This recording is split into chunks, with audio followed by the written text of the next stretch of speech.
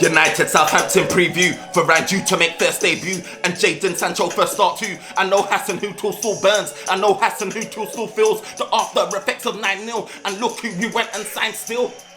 Woo. United Southampton preview. Varane due to make first debut. And Jadon Sancho first start too. I know Hassan Hutel still burns. I know Hassan Hutel still feels the after effects of 9-0. And look who you went and signed still. Woo. Look who we went and signed and the 9s. 9-0 still one of mine and the 9s. Only gonna should have got fined and the 9s. Only gonna should have got fined. Only gonna should have got fined and the 9s. Woo! Yo, it's the OT99 Banter room where opinions are shared and smoke gets served. Look, we're back again with another show. It's your boy Firms, and I'm joined today by NK as per usual. And today we are going to talk about our upcoming fixture against Southampton away from home. We're going to talk about what that lineup may look like. We're going to talk about the potential result and outcome of that game.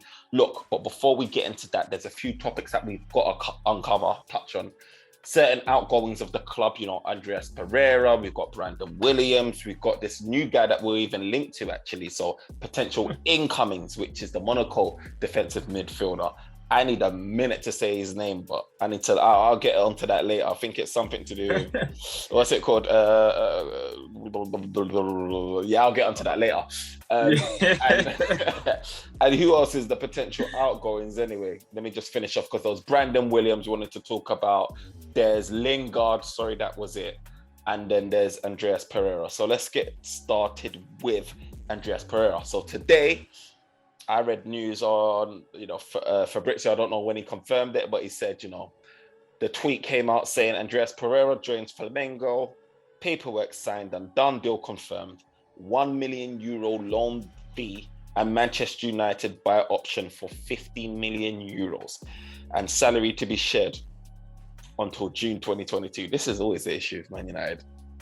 Andreas Pereira has accepted Flamengo as his next destination and will be in Brazil soon. So Manchester United has agreed to deal with Flamengo, the Brazilian side, €1 million loan fee, and we've got a potential option, not an obligation, but an option for €15 million final purchase price at the end of the loan. Give me your thoughts on that. Oh, I don't. To be honest with you, I don't know. Like a Brazilian club is going to pay €15 million. Well, I don't know. With Pereira, I remember when he had like a year to go on his contract. Why we gave him I think we gave him like a 5-year contract with an option for 1. Yeah, I don't know. I really don't know. Cause with this place, are we even making money from them or is it costing us? Cause if you have a player and they're playing for you, scoring goals or whatever it is that they're doing for you, that's when you're making money out of them. So you can say, hey, you know what, that contract is worth it. But since we gave him a new contract, I think his first season, I don't know if he spent a full season there before Bruno came. I think he spent a full season there, if I'm correct, because he had a lot of games. We were not doing well. Bruno came, he never saw a pitch again. Yeah, literally.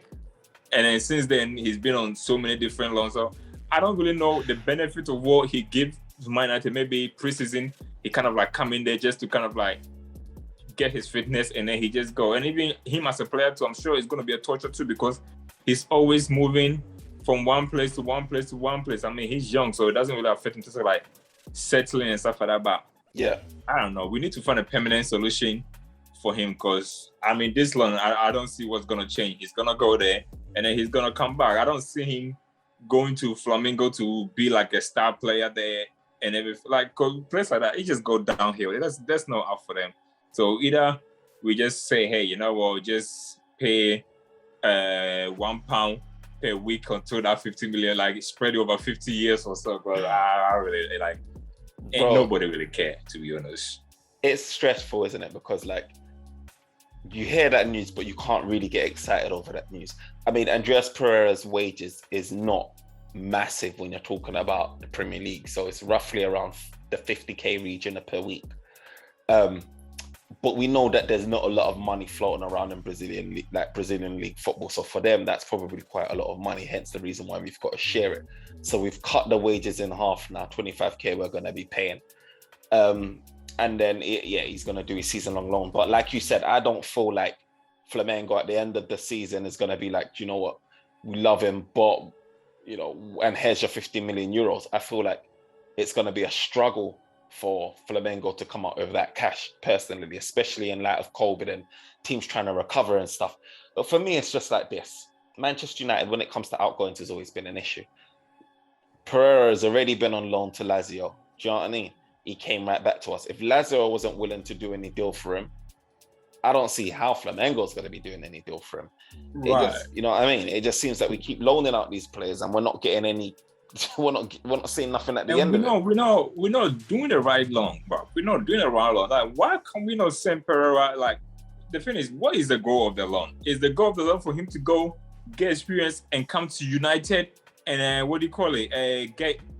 make his way to the first team? Because I feel like he passed that already. You know, he has passed that thing where he go to a loan and then do amazing and come back. He has passed that. So right now, if the aim of the loan is for him to go so that you can sell him later on? Why don't you just keep him close home?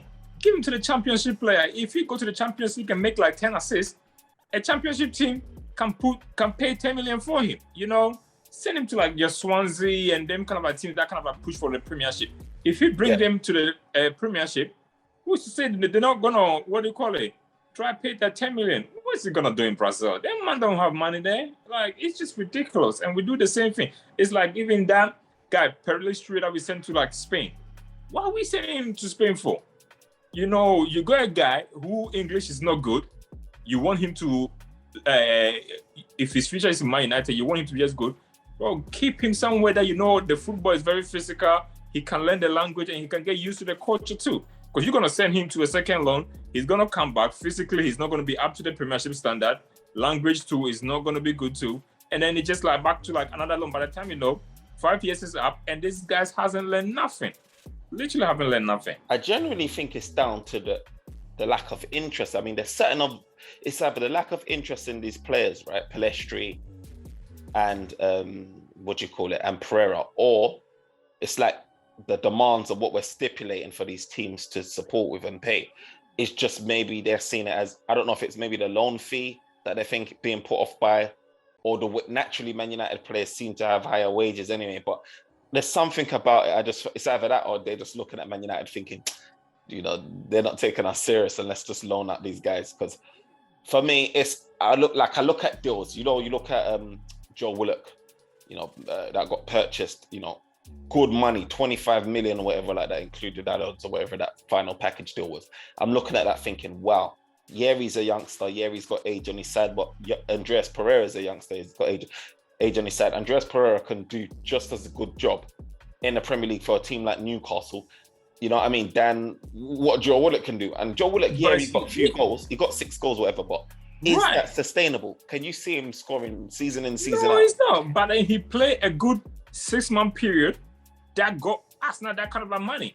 And you can do the same thing too with Pereira. If Pereira go to like your Newcastle, your Aston Villa, or even your Brentford, for example, all you need for this guy to do is just play good for like 4-6 months. But that's my thing. I don't even know. I don't even know if there's any interest though from Premier League clubs like that.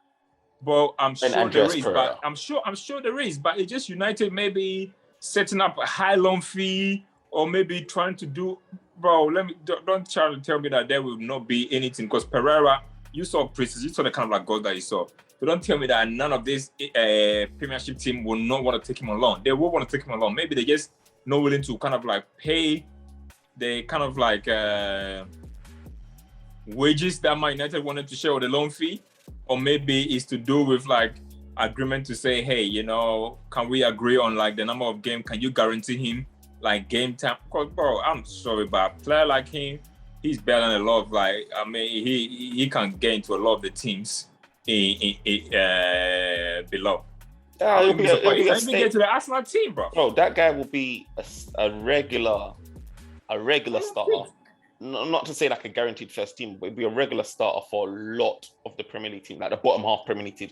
Like I can see him, for example, doing a rotation job in Leeds. I can see him playing and doing a job in Southampton. I can see him doing a job in Newcastle. I can see him doing a job in West Ham, like rotation again. Right. not saying that he's necessarily going to be displacing guys and starting, but I'm saying but he's going to do a job. You exactly. play Pereira will get you 5 goals and probably 5 assists in a season. Look, you saw what a lot of them guys, bro. We saw Cleverley that left Manchester United all those years ago. He done his stint at Watford and that. There was nothing glitz and glamour or amazing about Cleverley, but Cleverley still, you look at him, first game in the Premier League, that guy's in the lineup. Cleverley, do you understand? And Pereira, for me, I'll put him in that mode. Not they're different type of players, but I'll put him in a mode in terms of ability. Probably Pereira might even have a higher ceiling, a bit more ability. Obviously, he's not Manchester United level, but I just really don't get what it is. And if it's like the lack of interest, or it's the fact that the people that are still doing our deals are just not getting it right when it comes to outwards. There's something that they're doing about it. It's just always like, so like you said, we're going to end up loaning out Pereira. We're not going to get no final payment at the end of it. And it's just be another year gone, and then what we'll end up doing is refreshing his contract or whatever like that. When it expires, giving him more money, and it becomes even more difficult to shift him. But we're thinking that we're protecting his value by giving him an extra contract. But at the end of the day, he's got to be playing. Do you understand? What value is a player if they're not even playing? What value is Jones if he can't get on the pitch? You can give him all the contract extensions you want, but if Jones doesn't play, he's worth nothing. Right now, do you hear the story about Jones? Unsellable. He's unsellable right now. But everybody know that about Jones. But man, he is sellable, but man. And even history is another case too, but man. This guy literally, since Ferguson left, he's been an injury prone. Always been an injury prone. And then for some reason, he got fit for about a month or two. And then he get 5-year contract with like 80K. Who is going to take him? First of all, he's still got like 3 years left on his contract. So even if you don't want him, you got no option but to keep him. Because one, if you release him on for free, you have to pay the rest of his contract off. You know? And I don't even think any club will take him on loan. Even if you offer to pay their wages too, they will not even take him on loan, even if you offer to pay his wages, because they don't even know what kind of personality he is. I see my guy preseason playing golf with like Carrick. Like if you look at him and Carrick, you will feel like Rejoice is a coach at Man United. Literally as a coach. You know, he's like one of them. He's. I mean, the only contract he can get is pay as you go. One of them old school SIM card type of contracts that he can get is pay as you go, because I don't see any team silly enough to offer him a 2-year the most he'll get is a 1-year deal. I feel like if he's gonna get that confirmed payment, if anyone is silly enough to say, you know what, let's go in for him now before the window closes, which I highly doubt. Nah, nobody in the right mind in the Premiership is gonna do that. Even Championship club ain't gonna take a rest of him. Championship club can't afford his wages, mate. They can get free. Well, I'm just saying, even if United say, hey, you know, we will pay 80% of his wages, or if you say, hey, we cover all the wages, just take him there and just like make sure he stays fit so that we can sell him like next time or so. A lot of clubs will not want him because one, teams have to put down a number of like players to register. You know, I think you register like 18 or 25 people, and the rest of them can be you. I'm not gonna risk making him part of my registered players if he's always gonna get injured. You know, I'd rather leave him out of my squad. Literally, it's true. That's a fair point. But a part of me is starting to feel like, is it that he's injured, or is it that this is random, by the way, because Phil Jones wasn't a guy that I was going to discuss, but we're here talking about him, so we might as well finish off. I'm starting to think like, is he a guy that was really injured for that long? Because he's been out of the papers. He was. Or you know, is it an element of Manchester United saying he's injured, protecting him? Because I don't know, like, again, mental health. We've heard it, you know, we've heard Mark Goldbridge talk about it, Mike Knight. All these people talk about potential issues of mental health, and you've seen Lingard come out and talk about mental health before. Could it be the fact that Man United is just saying, you know what, the easiest thing to say is you're injured, but in reality, he's probably not injured, and in reality, he's just going through some other stuff? Well, if that is the case, then United as a football club is one of the worst one ever, because you're not going to pay someone 80K a week just to cover for just make up a story about whether he's injured or not. I don't think it is. Bro, Man United we pay Mata, you know, just because he's a good guy, just because he's a good, like, you know what I mean? He doesn't play, but it's just a dressing room stuff. We give Man United is one of those teams that nothing will surprise me. This is why I'm but saying. I mean, nothing will surprise you. But with Mata, yeah. I mean, first of all, he has played a lot of games and he's fit. Mata is fit. Bro, I'm not denying that. Since we got Mata, bro. I'm not denying that, bro. But that guy hasn't played a lot of games, and the fact. I'm talking about since Oli kind of like came. Even last season, he I think in all competition he played like 15 games. You know, in all competition last season, and even he's always fit on the bench. If you call upon him, it just our style of play doesn't benefited him, but it's not. But if you're telling me United are paying 80k to fake an injury for Phil Jones, then that's ridiculous. I don't think it is. I feel like, he played 9 Premier League games last season. Right. 9. That is more than what Phil Jones has managed in the last 2 years. Yeah, but if you look at his wages, bro, like I ain't got nothing against Mata. But that's to say, I don't have nothing, but then maybe, to be honest with you, Mata is like, because United is kind of like a commercial side too. Mata do a lot of things behind closed door too, because I know he run like charity, so I'm sure like in terms of like sponsorship deal behind the scene, he's probably doing a lot of like endorsement deals for United. I mean, I don't have an MUTV, but if I do, I'm probably sure like he's gonna be one of those guys that you send to the hospitals, go give their signatures, like do community jobs. Bro, it's all part of this players' work. It's all part of it. This ain't for me. Like I said, we're paying this guy probably 140k or something like that roughly per week. You understand? He's playing 9 games.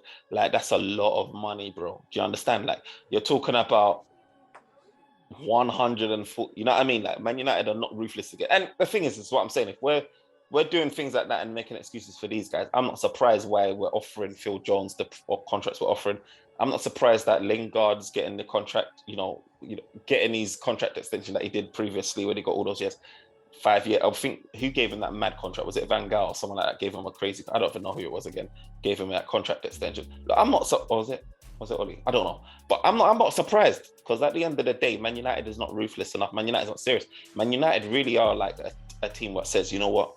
Like, you've been at the club for 5 years, 10 years. I feel sorry for you. Like, I wanna look after you, and that's fine. Look, you can look after them and do what you need to do. Give them a job in a club as a coach, or look after them and say that. Like, if you want to pay for them for the rest of their life to support their lifestyle, then fine. Get them out of the club, because them taking a spot in a club is preventing other people from getting on the bench, other people from getting a chance at United. Do you understand? Preventing you from bringing in players, because lucky enough, Man United are still able to bring in players. You understand? But there's going to be a moment where you're just like, we've got too many guys in the squad. Like what Barcelona's saying. I know it's issues with wages, but they're like, you've got to get guys out before you can even buy.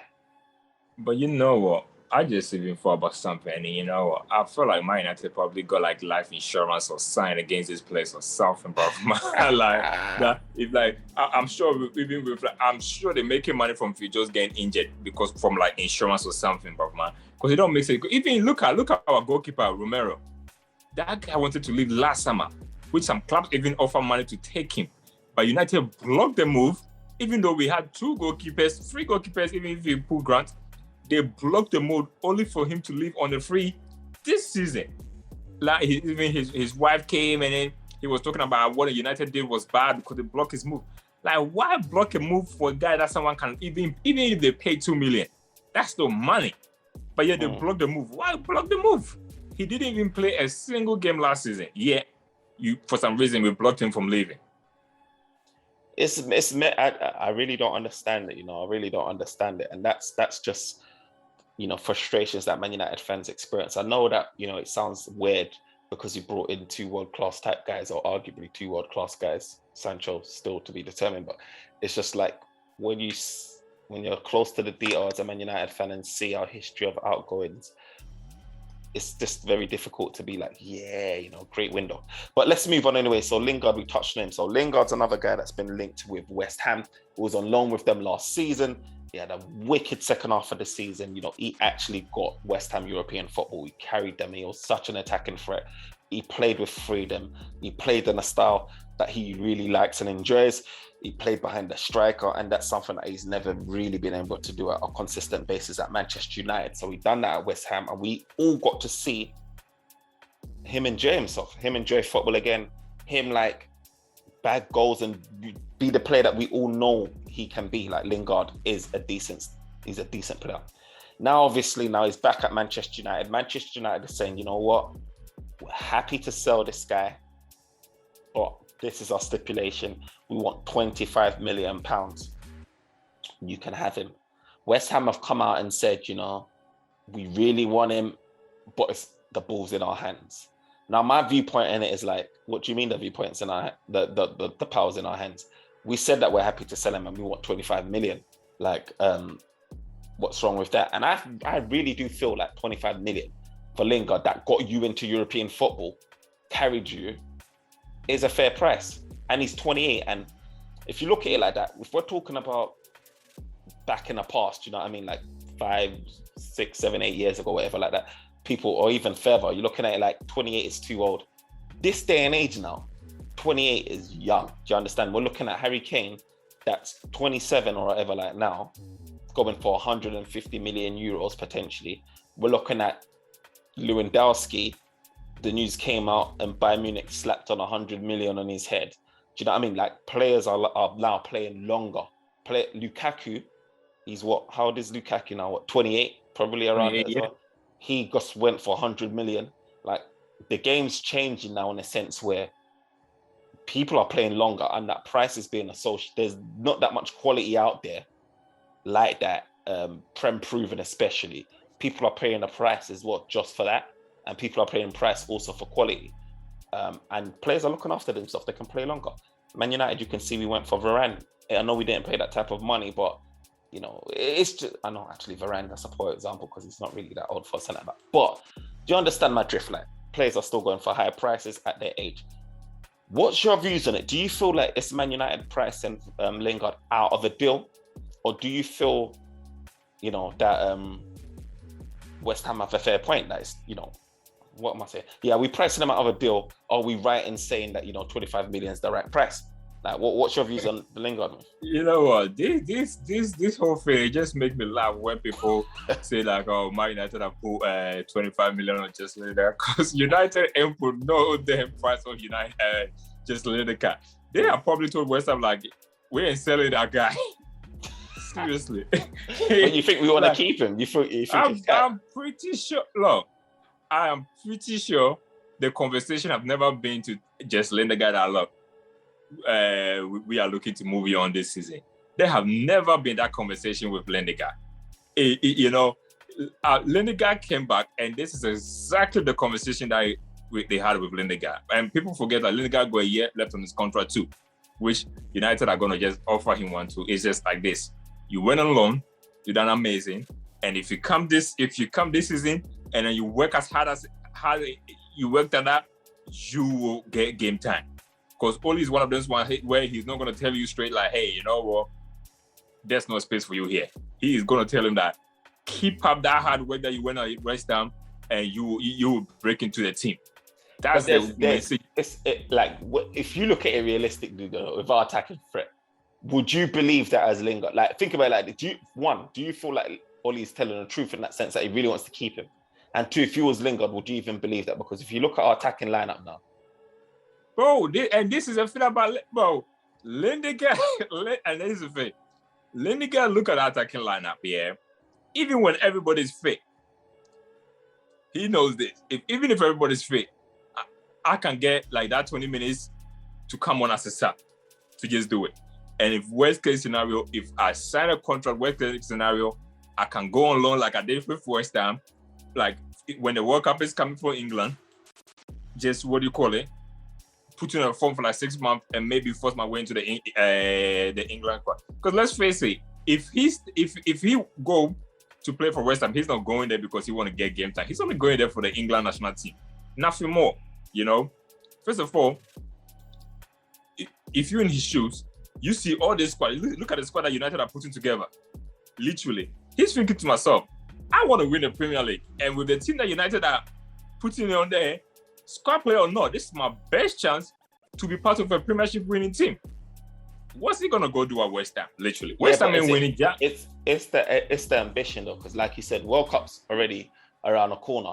Man, there's no chance that Lingard is gonna be even considered if he stays at Manchester United. Impossible. But here's the thing. What do you call it? World Cup is not this year. It is next January, you know. We're going to complete a whole full season. And then next season, January, that's when it's going to be a World Cup. So even if we chill and relax, it's going to be free. Who is to say that free just let Barcelona ain't going to take just Lingard on the free? Who is to say Barcelona is not going to take just Lingard on the free? They won't. But I don't. Do you think that it will leave? Team will take him. Do you think that it will leave for free, Lingard? Nah. If he's one of those guys. If he stays, he's gonna sign a new contract with United. Because you know what? I don't think he will make more money anywhere than he will make at United, whether he's a squad player or not. He will not. His family live in Manchester. That's all he knows. All his boys are in Manchester too. And you know what? Even if you go to like even London, these guys can be coming all the time. But I feel like he's one of those players that he's comfortable. And the thing about United that I don't like too is we let the players dictate when they're moving and when they're not moving. We don't do that. Even with Smalling, for example, he kind of like forced to go on loan with Roma. We didn't force him to go on loan to Roma. He forced to go to loan on Roma. And even when he came back from loan on Roma too, we were trying to play. We were not in a rush to sell him. We were happy to keep him there as a squad player. But then he said, look, I've gone to Roma. I was the guy in Roma. So I want that move.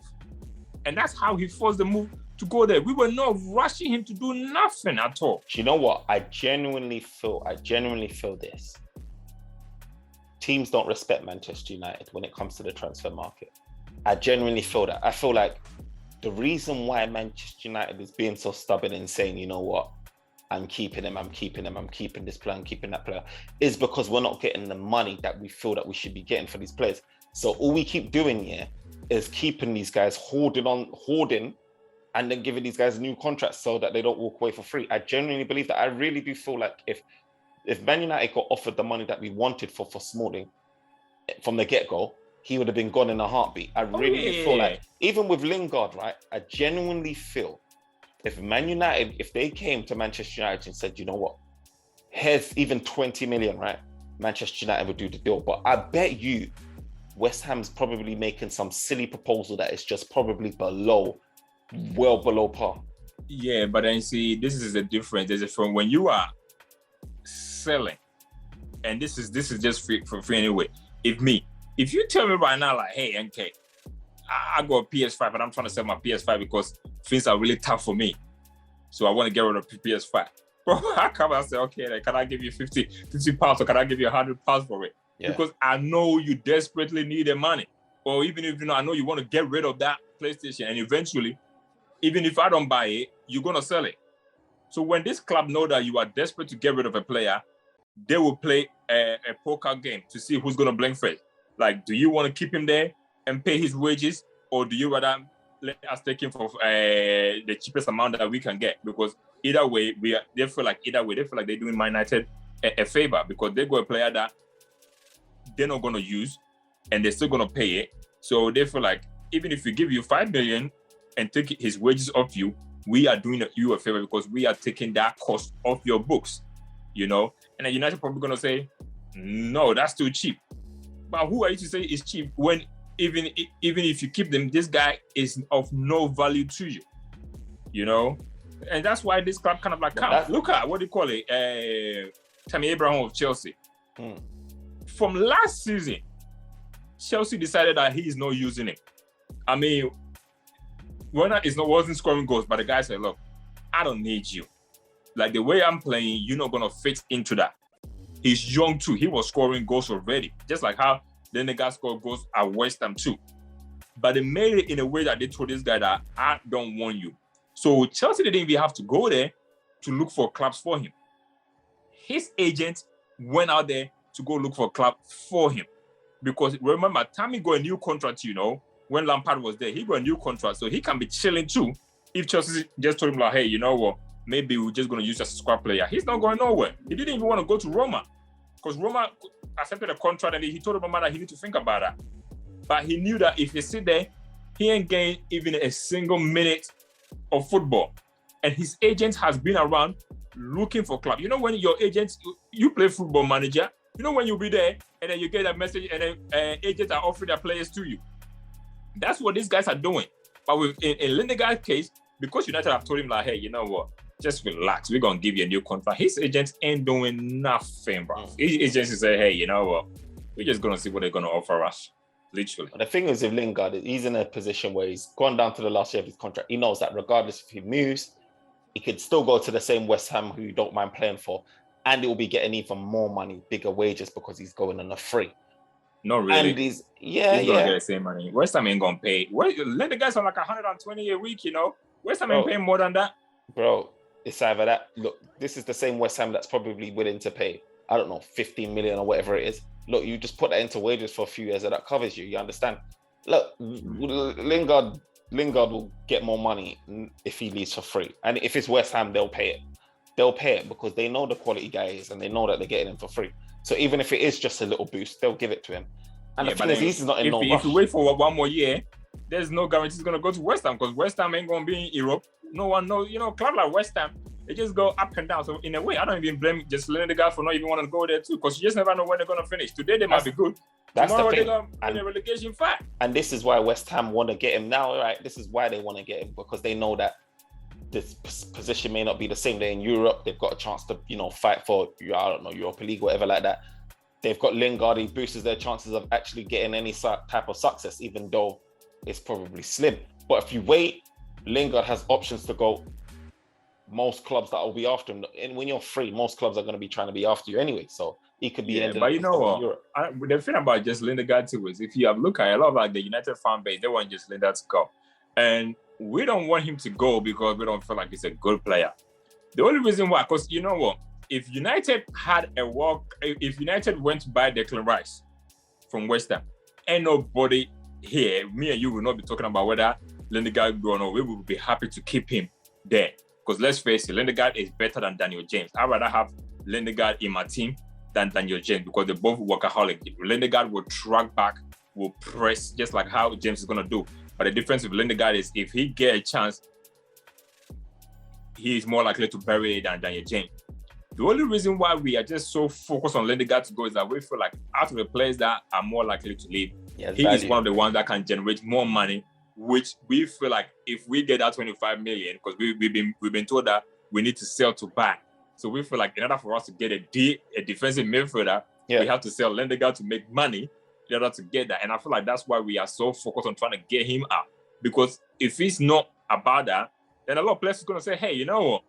Give him a contract and let him be a squad player too. Because realistically, he's better at this moment in our team, the way our team play, he's better suited for and play than Mata.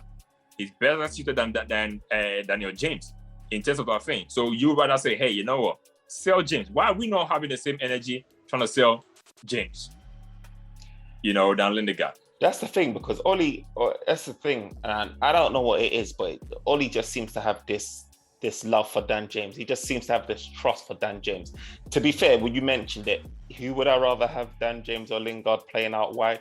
Lingard, I'd rather play out. Right. I know Lingard is better behind the striker, but for me, if you're telling me between Dan James and Lingard, I'm going to be choosing Lingard. But the problem with Oli is that Oli, I can clearly tell that he likes fast players. He likes rapid players.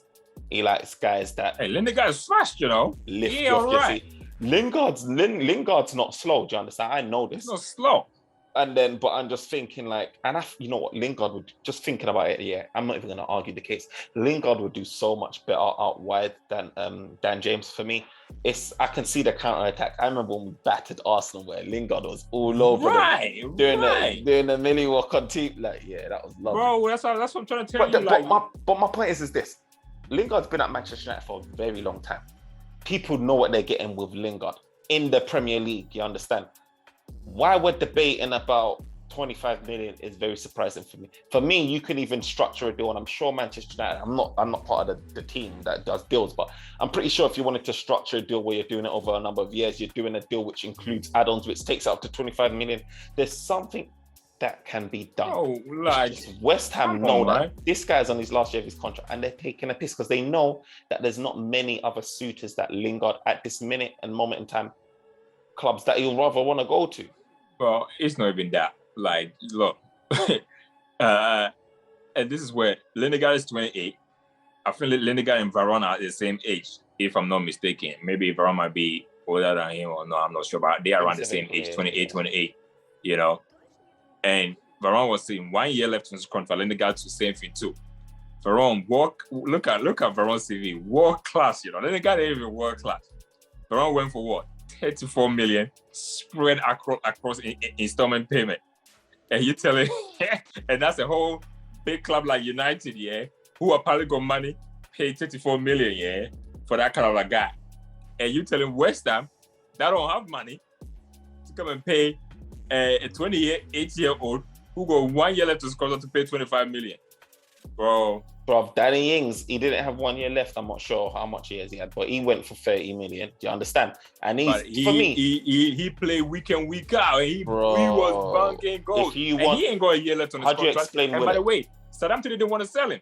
How do you explain? Southampton didn't want to sell him. Southampton would have been happy. They went to go get him because they knew that that's what they needed. Like, hey, you know what? I need a goal striker. Man United is happy to sell Lingard. We'll love to keep him. Yeah, but then it's about West Ham. West Ham need Lingard. West Ham need Lingard, but is he a priority for them? I don't think so. I think after that season, that second half of the season, he would be my priority. Hands down. He would be my priority. And he's someone that is attainable, someone that would want to come to your club. The haggling has gone out the window. The 50% of the deal's gone out the window. He wants to come. For me, it'll be my priority. If you feel like he's a priority, don't you think West Ham would have bid 25? But this thing that you say, like West Ham having, well, no one knows. But I can promise you, West Ham have bid around 20 million or so to United or something, or they've inquired about him. United just haven't responded to him yet. And I feel like that's why West Ham came out to say the balls are in United corner, because I feel like United are not communicating with them in terms of to say, hey, you know what, we will be willing to sell at 15 million or we will be willing to sell at 20. I feel like United just haven't just said anything, and they were just waiting to see how our transfer business kind of like go before they answer like West Ham. Or Lingard too hasn't gone and knock on Ole's door to say, hey, Ole, if you're not going to be playing me there, West Ham are interested in me, so I want to go. No one at United is pushing for nothing. And I'm strongly feel like West Ham have sent the email, just hasn't got no response. Just have not got no response. They probably sent the email. I think that Man United said this is our price. And I feel like West Ham are playing a tactic and said, because I feel like discussions has happened behind the scenes, not anything official, but I reckon this is the story where West Ham's going, Man United's going, this is how much I want. West Ham saying, this is how much I'm willing to pay. But then come up to the media and said, the ball's in Manchester United's court, we really want him. It puts added pressure on Manchester United it forces our hand to say, do you know what? We need to step up to the table and lower our price, when in reality they know it's the whole Jadon Sancho thing all over again. Yeah, obviously with just a lesser quality player. The reason why I say that, what do you call it? My United have given West Ham thing. You know, United is a club, yeah. If they want to be ahead of something, they be ahead of something. For example, like look at Delop. From the beginning of the transfer window, we have known that AC Milan are the bad guys where they don't want to pay what United are asking for. So if you feel like United have gone to 25 and West Ham are saying no, don't you think United will kind of like leak that kind of like information? Because they will rather make it known that they want to sell the player, but just West Ham are the ones who don't want to do it. But anytime United are the bad guys, it's always quiet on their end. And I'm telling you that West Ham have made a proposal, United just haven't answered it. Because if it's the other way around, look at AC Milan. AC Milan can say, hey, we want what do you call it? The United say, okay, no, we want 5 million for loan fee, and then you can buy it. AC Milan is like, no, we cannot afford it. We knew about all these things throughout the whole summer. So why haven't we heard a single word about West Ham making Man United making a proposal to West Ham and West Ham rejecting it? If it was a case, we would have known, bro. Man United team get leaked out an hour before the team come out. Our team news always get leaked out. I knew Daniel James and McTominay was going to play an hour before the team sheet came out. Are you telling me that we will know about this? Bro, Please. we're going to see. The time's ticking, but it's all going to come out. The news will come out. We've haggled over, we've talked about Lingard, so let's move on. I feel like we've talked quite a lot about Lingard, actually, so we need to get onto more pressing stuff. So I'm going to skip Brandon Williams and stuff. We all know that Brandon Williams is linked to Southampton. They want him. No one care about Williams, man. No one care about Williams. Get your move. Get your loan. Hopefully we can get a sell. By the way, one loan move that's been paying where is Chong. Chong playing good in Birmingham, bro. That's a loan move that can generate us like 15 million. Facts. No offense, yeah. I don't even really care about. If he can give us the money, I'm happy. But how his loan's doing, I don't really. No offense, Chong. No offense. Let's move on. So there's this interesting guy that we've been linked with, and I think you mentioned him before. His name is called Aurelien Chouamini. He plays for AS Monaco. He's a young lad. How old is he? About, well, I don't know, 19, 20 something. 20, whatever it is. And, the news, I don't really know about him. I know he's a youth that plays for Monaco. Like I said, he's played quite a bit of the game. I did some reading and research on him, and what I found is this. So this is an article talking about this guy. They say this. The player is brilliant in blocking passing lanes, providing cover for teammates, and is not shy in his tackles. They're going to say he's also capable of progressing the ball forward, helping to start attacks in the process. Followed by this. The midfielder is great at reading the game and often positions himself efficiently against opposition to cut off passing lanes, which I mentioned earlier, and intercept loose balls. Although he ranks amongst the highest pressers for the team, Chouamini is much more efficient when he takes a step back and anticipates the play, predicting where the ball is traveling to before sprinting out to intercept it. Coupled with his immense athleticism, he is seemingly everywhere on the pitch, gaining ground quickly to break up opposition play to start one of his own. So that's the one of the reports that was talking about him. I thought I'm not going to go and watch anything online because it's not really going to give me anything. I'd rather just hear people that's actually seen him and hear what they've got to write about him. And we have to see what he's got to say. So that was some of the report. It is a lot more in that thing, but this is a guy that's played majority of his games as a defensive midfielder or central midfielder. He can play both roles, but predominantly he is a defensive midfielder, but he can do the whole box-to-box midfield role thing. Now, for me, I don't know about him too much, so I can't really comment and be like, wow, but if that report is true, and he is tenacious, he is hungry, he reads the game well and everything like that, and he's good at sort of intercepting the ball, cutting out lanes and all of that stuff, then passing lanes, then for me, I'm thinking he could potentially be the right guy. When I hear tenacious and energy and all of that stuff, I think of Fred. Scott McTominay's always got that energy as well.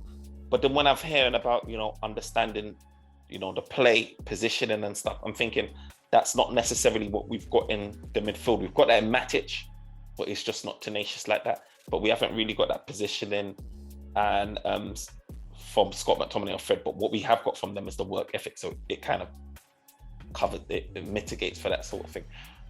If that's true, what I've read, then he sounded like he could be a quality signing. But obviously, we know he's a young lad. Is he going to come up into Manchester United starting lineup? Is he going to be a guy that displaces Fred or Scott McTominay in the beginning of the season? I highly doubt it, especially being that young. I feel like, and I said it to you, it feels like we've been linked with this guy. It's been squashed anyway because, Fabrizio came out and said, we're not really interested in this guy. But it just felt like another one of those names. After midfielder, we're getting linked with every midfielder under the sun. Someone put out a report. Secondly, if we're getting a young defender, defensive midfielder, it just feels, again, if it is true, if it was to be true, it just feels like that was just another tactic for Manchester United to appease the fans, keep us quiet, and really and truly it's going to be Scott McTominay and Fred for most of our games. It just feels like that. For me, I ain't really thinking about anyone. Camavinga's a talent. I know he's young and he's a top talent, but I ain't really thinking about anyone unless I'm confident that that guy could dislodge the McTominay or Fred partnership. And if that can't happen, then it's not really something to get excited about. But what's your thoughts on it anyway? Yeah, you know what? To be honest with you, one thing I know about Ole is like when it comes to getting a player, especially to play in the first team, Ole like to always get his number one target. You know, whether it's gonna take a year or two, he's gonna get his number one target. And I feel like that defensive midfield role only won one guy for the position. That's one guy alone, and that's Declan Rice. So he's not in a rush to kind of like fix it immediately to to just say, hey, let me go get a young guy and then just put him like he don't have the time and United don't have the money to even do that. I feel like he'd rather say, hey, you know what, let's save the money and try again for Declan Rice next year than anything. I don't see anything. I think he's comfortable with McTominay and Fred. And even with Camavinga, I feel like the only reason why we are being heavily linked with Camavinga is because we are anticipating if that Pogba might leave next year. And he will be like a kind of like a replacement for Pogba. But I think we tried to do the same with Donny, where they were anticipating that either Pogba might kind of like go before the Corona thing. So they tried to kind of like get Donny inside, but then they got Donny in. No one really kind of like, Pogba didn't go, and then he became like a player that we don't really have a use for. So I will be, if we get a defensive midfielder, it will be either on loan or someone very cheap where we don't really lose nothing out of it, like a quick fix. You know how like we're done with like the Daniel James where they cost like 15 million, or like Cavani where you're getting them on a free, or Igalo where you're getting them on a loan, that they kind of a short fix. But I feel like just about Merrifield, I think he's very happy with what he got. Unless someone give him like 100 million to say Declan Rice, he's taking back. I don't really see any young guy coming in for the defensive midfielders now. Yeah, and I agree. I feel like Ollie's comfortable with Scott McTominay and Fred. He knows what he's getting.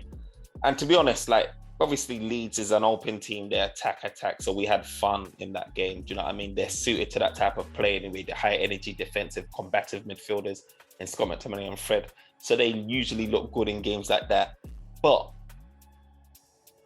there is times, even against the low block teams or the pressing teams anyway, Scott McTominay and Fred do a decent job. Do you know what I mean? They're not guys that are like poor. Do you know what I mean? They're good at what they do, which is high energy, closing down, covering blades of grass. They're good at what they do. It's just that they haven't got that sort of creativity that be able to pick the ball up from the defense and spray it 20 yards, you know, find that sort of runner. Do you know what I mean? Consistently, they don't really do that. And you can find, you know what I mean? You see Pogba do it and Bruno Fernandes do it from his position, and you're just like, damn, they saw that thing. And I'm watching the whole game, the whole pitch, and I don't even see that. But these guys get the ball, spray a ball, and all of a sudden the camera's switching to someone running onto it and about to slot it in, like with Pogba, what he done with Greenwood. We don't have that in Scott McTominay and Fred. We never will. So I feel like Ole Gunnar Solskjaer's probably trying to find a balance of someone that can, obviously not pass like Pogba because you ain't, but someone that can actually just provide a bit more creativity, move the ball, get the game ticking. And, you know, you've got your guys like your Ruben Neves and your people like that. You know what? I feel like Donny van der Beek as well is really good at. I watched him is it a game against Everton or whatever it was? Yeah. He's the different type of guy to Pogba or whatever like that. But what he does is he keeps the game ticking. He's good at doing the whole link up, 1-2 quick passes. You know what I mean? He keeps the tempo up. He keeps the game flowing. He's not the guy that I've seen yet that will spray like a 20-yard, 30-yarder from deep like Pogba will, but he keeps the game flowing. So I feel like it's anything. Donny van der Beek's going to get a lot more game time, and I feel like Ollie's just happy with his midfielders right now. Like you said, if it's not someone like Declan, it's not going to happen. Yeah, it's not someone like Declan, it's not. But, you know, with Fred and McTominay, I think a lot of people just feel like, maybe, I don't, to be honest with you, I don't see them as a guy. If we're going to win, like last season, for example, we drew a lot of the games, you know. As I say, if you are leading a game, those two guys are just like the perfect guy. This season, I think if we got a chance of winning the league, we will have to kind of like score first a lot of the games. Because once we go behind, those two guys, sometimes they become a bit useless unless they get coached, and then you tell players like McTominay, for example, like, hey, you know what? Take the risk. I want you to make more forward run into the box. Because he's one guy, when he get into the box, he scored goals. Look at Fred. Fred made, like, the whole game last week, he made one forward run into the box. He got into the box one time, and then he scored. McTominay was in the box, I think, a few times, but there was one of them, he kind of attacked the ball, missed it, and then one of them to Fred Field to kind of find him. But the thing about the midfielders, you got to tell them when to go. But at the same time, when we get a low block team, and this is where we kind of like lack it, because both of them, they don't really communicate enough in terms of position-wise when we are kind of like maybe say behind, or when we are nailing and we're chasing for the goal. When they go, they don't really get into the box, but they don't go into the box to just add more attacking threat. But then again, to their position too doesn't really provide shield to, like, what do you call it? Their defense. They're like in a no man land, you know. And that's one of the problem is. You need one defensive midfielder guy, and one that can recycle the ball quickly, especially when you are nailed down. They get a ball and then boom, they know where to put it. They get a ball, boom, left, boom, right. They don't even need to do long passes. They just need to just recycle it quickly, like how you said Donny like does it too. And once they distribute the ball through, they need to pick a position that when your fullbacks go up because you are chasing for a goal, and then your attackers are all full attack, they just know where to be that. When that team start to do their break, one, they are in the right place to do that, or they are intelligent enough to do what City does. Tactical foul, bring them down, let everybody come. And that's where Fred and McTominay lack that kind of like thing. When have you seen Fred even try to do like a tactical foul where they just like pull a shed or just knock you or just to kind of like slow the game a bit down? Those are what you need as a defense player, and these guys don't have that kind of like knowledge just yet. So I read an interesting statistic about Fred. I can't remember the exact figures, but what I do remember is the fact that they said that Fred got ranked amongst the highest in Manchester United of the pre-assists for Manchester United. And that's one thing that we don't really acknowledge too much. So he was involved. He was the person that was making those key passes to Bruno Fernandes, for example, who would make that final pass for the assist. Right. And I looked at it, I was just like, interesting. I didn't know that before. Do you know what I mean? Because I'm always associating with him running down blades of grass and trying to get the ball. But I do feel like Manchester United, our fan base undervalue or underappreciate the midfielders. I feel like we're valid in saying, you know, these guys are not. We need to improve, and we need guys that's a bit more creative. I agree with that as well. That's a bit more more of a defensive midfielder rather than box to box. But what I still do feel is that our fan base undervalue the likes of Scott McTominay and Fred. I really do feel like if they weren't playing for our club and was looking at them at another club, we'll be like, oh, that's the person that we need. But now at Manchester United, we're just like, we need more. Because sometimes I hear some of these pundits come out and talk about every defensive midfielder under the sun. Do you know what I mean? Saying, oh, they would want them, even if they're not a defensive box to box. It's like, Basuma, I want him at our club. He's better than what we got. Then they'll be like, who else? Declan Rice. Oh, I want him at our squad. He's better. Then, I mean, anyone, even this Tchouaméni guy, they'll be like, oh yeah, he's better, even though no one's ever watched him. I just feel like it's rare to find a guy, even like a box to box guy, right? Like Scott McTominay that got 7 last season goals in all competitions, whatever it is like that. He's doing the defensive job for us, and he's banging in the goals. Yeah, he's not good at passing as good as whatever that, but he's still very young and he's still got space to grow. I would say space to grow. Do you know what I mean? But I think you see the thing about those two guys. Look, I think we underappreciate them because their weakness is what we need them to be their strength. Like Fred, for example, I have never doubted Fred. Fred, anytime we are starting a counter attack, Fred is the guy to start it. Like literally, he's one of the quick. Like when it comes to passing, Fred releases the ball so quick. One of Fred's weakness. All the time. But most of the time, if you have seen our counter attack. Remember Troy Deeney? Troy Deeney was like this. Troy Deeney was just like he's got Fred's number because he holds on to the ball too much. When you are passing from the back, when we are doing that slow passing from the back, when we are on the counter and you give it to Fred Fred will find that guy quick. Like when the tempo is like very quick, he's good. But when the tempo slow down, which is what when you have the low block teams and you pass him from the back, that's when it is. When you press Fred, it's a problem. He always needs time a bit to just do that. When you press Fred, you are more likely to just do that because I don't know what it is with him, but you are more likely to catch him. And when you play like that too with like Maguire that can't really run and Lindelof that can't really run, you just catch them, we just press us, catch us, and then boom, that's our fault. That is one of his weaknesses. When you play from the back and you give it to Fred, it is a problem. On a counter-attack, you give it to Fred, he will release it quickly. But playing from the back, because when you play from the back, once he get a ball, everybody is marked. Like everybody got someone that is kind of like marked. And even that's another problem too with Wan-Bissaka too. When we are playing from the back, you give it to Wan-Bissaka, we are more likely to lose possession with Wan-Bissaka and Fred because they just don't know. You just reminded me. 1 second on Wan-Bissaka. Did you read the news about him getting potentially, getting arrested for driving without a license, and he's suspended from driving and whatever like that. So he's potentially going to be doing either community service or I think they say the penalty prison sentences, maybe 6 months or whatever. I don't think obviously he's not going to prison. Giggs was sleeping with his brother's wife. It affects his football. Bro, no, not his football, but I was thinking if he got arrested or whatever like this. I mean, all I'm thinking about it, no offense, like Wan-Bissaka is a G.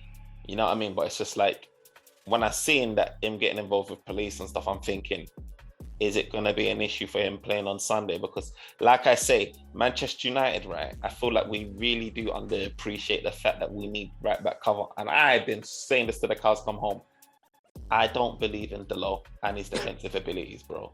And somehow these Man United fans are all like, yeah, let's keep rolling. Yeah. Like, he's young. Yeah. I'm like, you know what?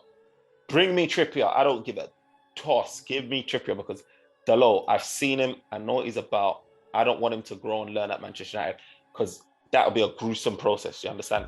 Yeah. But anyway, back to your point but we do need that because you know what? Wan-Bissaka and Fred, they are more likely to lose possession because them mans, when they get a ball, they panic. It's like they panic because I don't know if it's their feet or whatever. They panic. If you just see, anytime we play from the back, you give it to Shaw.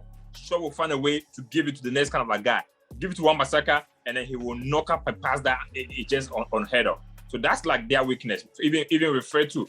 Fred is just very slow. I think Fred is more like his awareness. That's the word. Fred is not aware of the players. Like he doesn't really kind of like look back before he receives the ball. So sometimes he will get the ball thinking like he got much time, but then within a second of the thing, he's a bit like Pogba, where Pogba likes to take a lot of the chance on the ball too. That's the thing. With McTominay, his strength is running with the ball. When you tell McTominay to pass to, he can pass to. And with this the kind of like thing, for a guy to protect the defense, if one of them is losing the ball all the time to make opposition start their counter-attack, it's bad. And if you got a guy that cannot pass to, that's bad. If we can swap like one of their weakness, for example, let's just say, for example, if McTominay can have Fred passing ability, trust me, they will have a complete guy there. This is why they play together. This is why they play together, right? Right. This is why they play together because each of them kind of like complement each other because what the other person cannot do, especially like if you're on a counter, bro, Fred is going to be the guy to find Bruno. McTominay ain't. McTominay just going to turn back and give it to Maguire and go hide over there. Like literally, that's what it's going to be. I do feel though, like I'm happy in a sense where even though Man United fans, even though I may say, I want this player at my club, oh, he's a defensive midfielder, why not, let's just get him anyway, like Tchouaméni or whatever like that.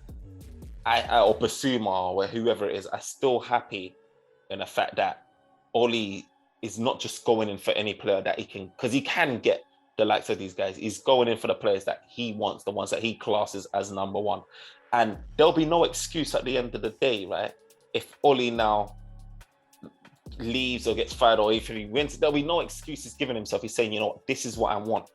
And this is what I believe is the system that will work for Man United. And that's what he's doing. And I'm happy that he's not getting pressured into buying second choices or third choices. Because if I was in his position, I'll be like, do you know what? if you can't tell me that you're significantly better than what we've got in this midfield, I'm wasting my money. So I'm happy. I'm happy that. You know what? That's one thing that we need to give Oli credit for, because when it comes to, as I said to you, when it comes to game plays for the first team, he always want his number one target. He don't want number two target. He don't want number three target. He always get his number one target. But I feel like some of the signing, for example, Daniel James, Pelistri, Donny, all these guys, I feel like these guys were players that were bought by the board to say, hey, you know what, they can be a squad player and they're cheap and they can just offer us what it is. But if you tell Oli like, hey, you know what, for example, a striker, next time we're going to need a striker, he ain't going to settle for nothing. I'm telling you right now, is either going to be Haaland or Lebronski. He ain't settling for nothing secondary, bro, man. Nothing, bro. But even in a case, they could have gone for Inks this summer, bro. Why would we would have gone for the Inks is kind of like solving, but he will not do that. So yeah, bro, that one I'm gonna give a pro for that. Look, I'm just keeping it quiet, but I've got my fingers on my toes crossed that Haaland's gonna be ended up at Man United next year. But let's move on. So look, Manchester United versus Southampton. That's our next game, our first away game of the season. Jeez. And you know what? Manchester United is looking interesting with our lineup, because I am very optimistic that we may get to see more of Sancho. We could potentially see a start of Sancho and also Varane, because Varane, as you know, after he's unveiling at home, Old Trafford against Leeds, he's had a week of training. A whole week of training. He's been training. He didn't play in the secret friendly that we did against Burnley, but I still do have some optimism that he could be involved in that game, you know.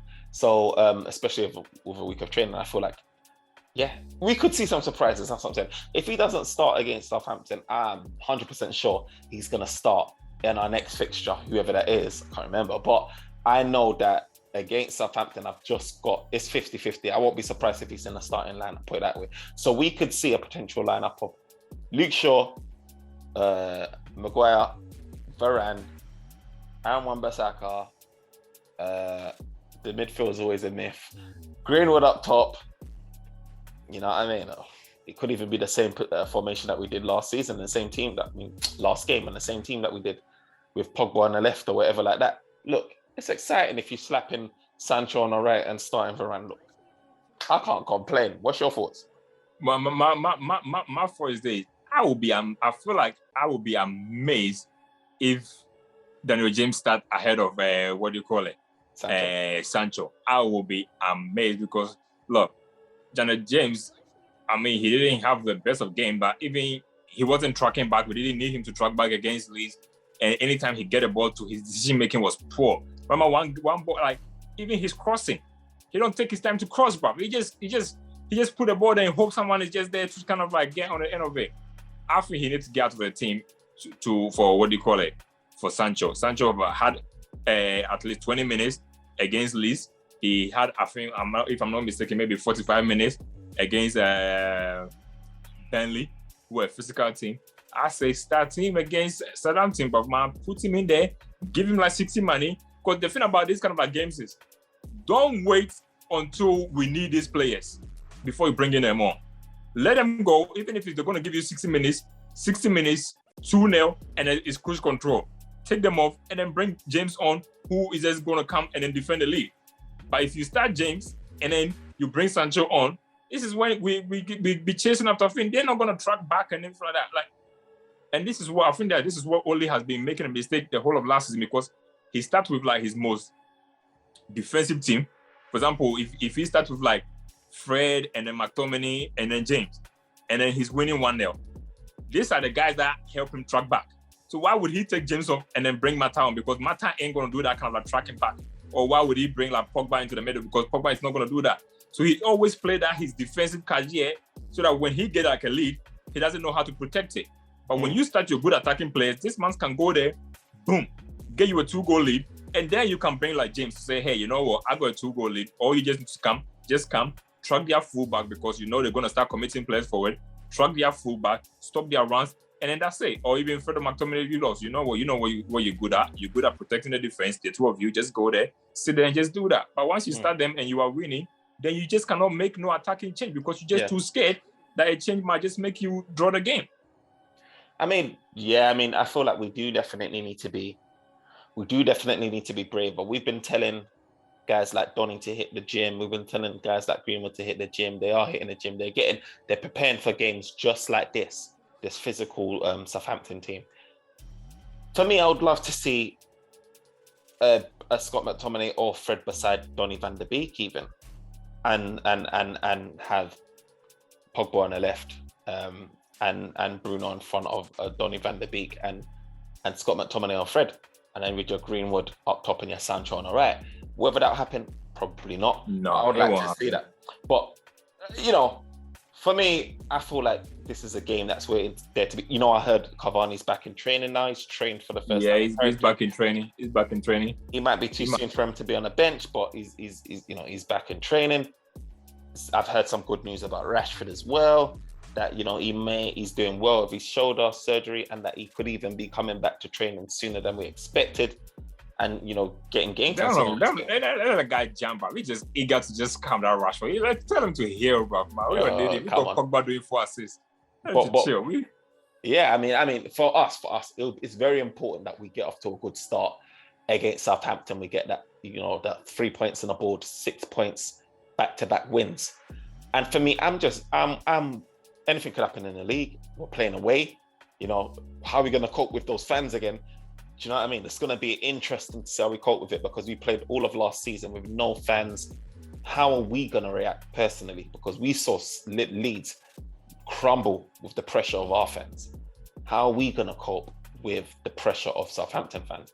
And which is why I want Manchester United to go into that game, especially the first game away, with a lift. If Varane could even be on our bench, that would be a lift. You know what I mean? No. I want him to start, to be honest. Don't get me wrong. He has to start. Bro, but if Varane doesn't start that game, Sancho needs to start. Varane needs to start. Do you understand? Right. But I do feel like we need, if we can have both of them, amazing. But we need at least one of them starting.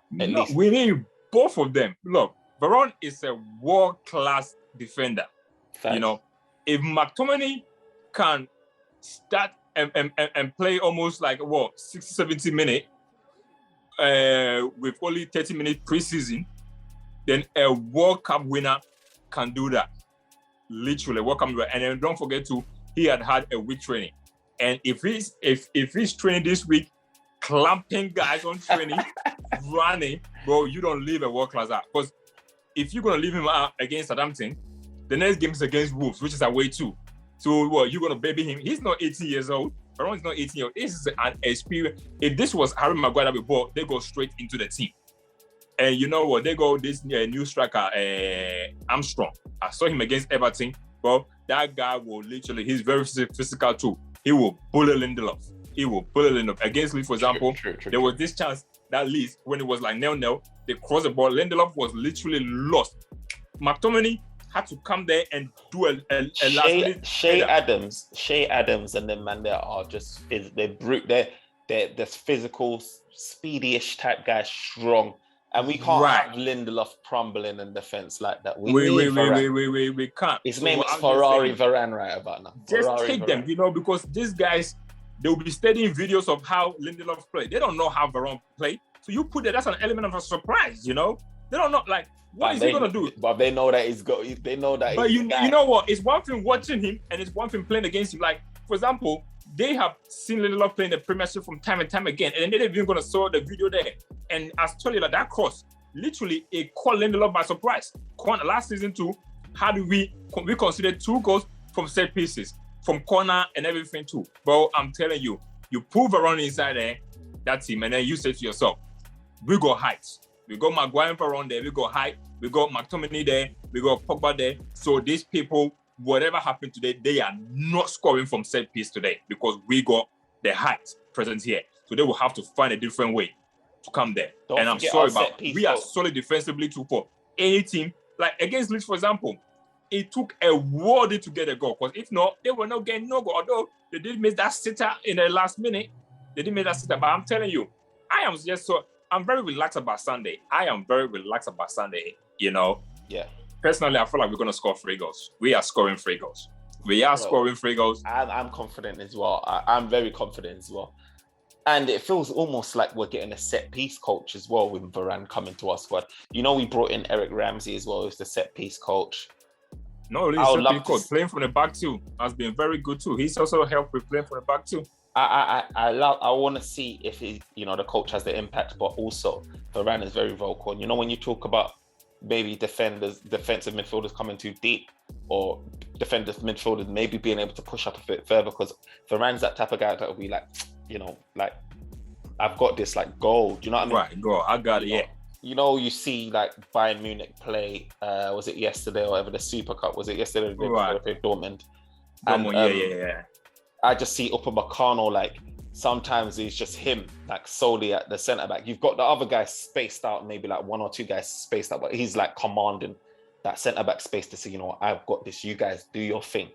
I've got this. And I feel like Manchester United could be playing in a way where Varane's just saying, you know what, guys, do your thing. Like Maguire, like Luke Shaw, Wan-Bissaka, do your thing. I've got this space. Don't want to see you, Fred. Don't want to see you, Scott McTominay. Don't want to see you, Donny, whoever it is. Look, go up in the halfway line. I've got this, you get me? And then push us up further up the pitch, you get me? Allow us to apply pressure, utilize our attack. So I just can't wait to see how it looks when everyone's up and running up to speed in the squad playing together, because the sooner we can get them playing, the quicker we can get these guys up. You know what I mean? Right.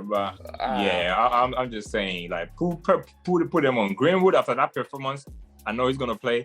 I don't know whether the only thing about Ole is like with Martial. I see start Martial and play Martial on the right, but I don't finish. In terms of our fitness, I'll probably say maybe Sancho might be ahead of Martial in terms of like fitness. I don't know in terms of like fitness who's ahead of who, you know, because it could be a case where he can shift Greenwood to the right hand side and then play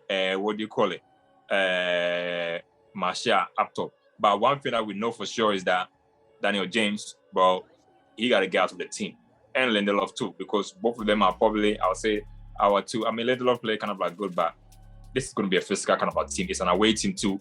And if they know that they're going to be doing that long ball in and out, physical ones, and then their fans are just going to do that. You get guys like Varane and Maguire, boom, one guy there, he just one of the strikers, just one tackle, you sign the crowd. But the fans are going to be hyped. But when they see our lineup, they see that, you know what, they see like, okay, it's going to be Maguire and Varane there. Straight away, they just know that, okay, today is going to be very tough for us. And even as an away fans going there, United away fans, we see Varane, we see Sancho, we are lifted, and they are going to be singing and shouting at that fans there.